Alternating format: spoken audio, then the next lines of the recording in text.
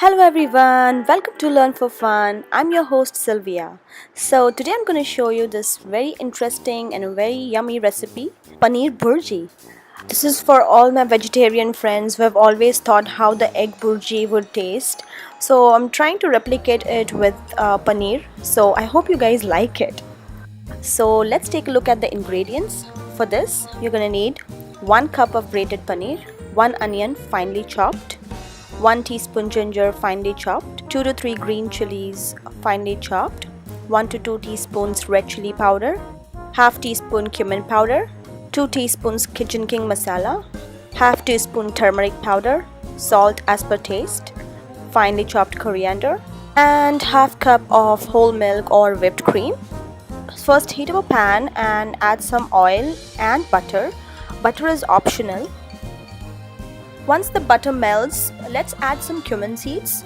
Once they splutter, let's add the ginger, the green chilies, onions, and give them a nice mix.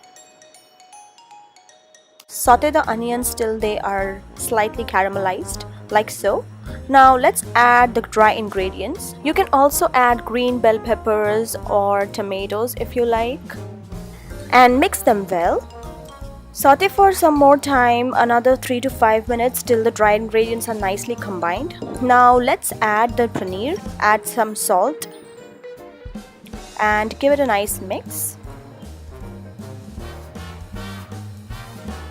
Now just sprinkle some water so that it doesn't become too dry.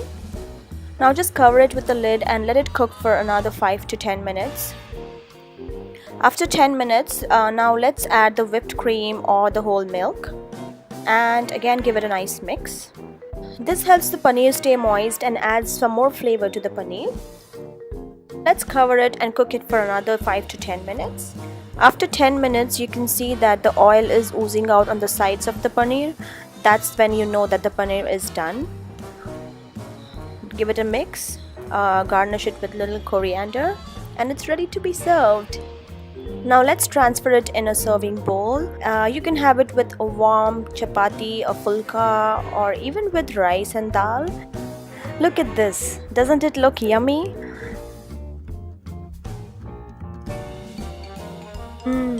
Yummy.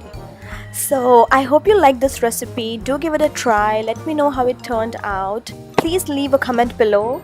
Please like, share and subscribe.